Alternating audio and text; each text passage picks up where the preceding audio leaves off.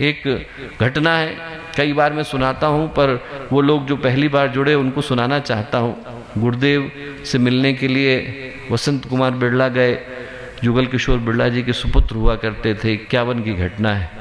गुरुदेव के चरणों में उनने 11 करोड़ रुपए रखे और गुरुदेव से प्रार्थना करी कि गुरुदेव आप एक सोने का मंदिर बनाइए, ऐसा मंदिर बनाइए माँ गायत्री का जैसा किसी ने देखा ही ना हो, हीरे जवाहरात से जड़ी मूर्ति हो। 51 की घटना है। आप सोच करके देखिए कि 11 करोड़ आज की तारीख में ज़्यादा है, उस समय में तो बहुत ज़्यादा था। इन्फ्लेशन को काउंट कर लिया जाए तो 110-120 करोड़ रुपए उनके सामने लेकर के गए और जिस तरीके से उनने गुरुदेव के चरणों में रखे उसी तरीके से गुरुदेव ने उनको ठुकराया। बोले वसंत पैसे में छूता नहीं, तेरे लूंगा नहीं, तू वापस लेकर के जा। बोले एक बात बता, भगवान सोने के मंदिर में बैठे और बाहर व्यक्ति को खाने को न मिले तो भगवान को कैसा लगेगा? बनाना है तो बोले स्कूल बना, कॉलेज बना, हॉस्पिटल बना, वो भगवान के मंदिर है। बोले भगवान को बैठना होगा तो बैठने के लिए लोगों के अंतःकरण में बैठना पर्याप्त है, उनको सोने के मंदिर की आवश्यकता नहीं। लोग उनसे मिल करके आए और उनको लगे कि आज हम मंदिर होकर के आ गए। हम लोग गायत्री परिवार के व्यक्ति से मिले, मिलने के बाद मन में वही शांति हुई जो मंदिर के अंदर जाने पर होती है। मिलने के बाद जीवन में वही प्रसाद मिला जो मंदिर की मिठाई को खा करके मिलता है। मिलने के बाद जीवन में वही सुगंध आई जो मंदिर की अगरबत्ती से आती है, धूप बत्ती से आती है। गुरुदेव बोले यदि ऐसा हो पाता है तो हमारा गायत्री परिवार को बना पाना सार्थक हो जाएगा, सफल हो जाएगा।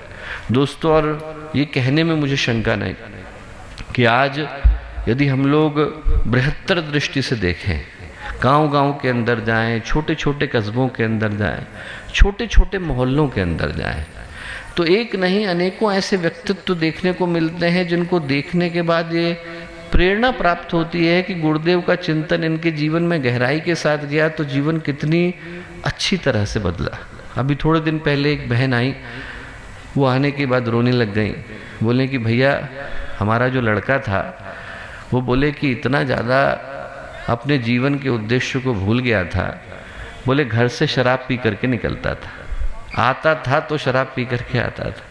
बोले आने का ठिकाना नहीं, जाने का ठिकाना नहीं, काम उसने कोई किया नहीं, सारी जॉब छोड़ दी और बोले कुछ कहो तो मुंह पर सिगरेट का धुआं उछाल करके जाता था।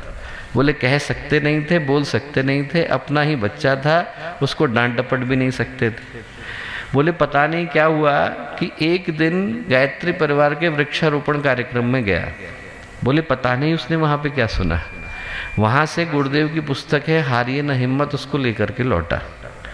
लौटने के बाद वसीयत और विरासत को पढ़ा, पढ़ने के बाद गायत्री महाविज्ञान को पढ़ा, पढ़ने के बाद बोले वही लड़का है, उसका जीवन ये बदल गया है कि सुबह 5 बजे उठता है, उठने के बाद सबसे पहले पूजा करता है, करने के बाद अपनी जॉब पर जाता है, जॉब से आने के बाद कंधे पे झोला रखता है, लेकर के किताब निकलता है और शहर के सारे लोगों को बांट करके आता है। जो गायत्री परिवार देता है दोस्तों, गायत्री परिवार देता है वो व्यक्तित्व के रूप में देता है।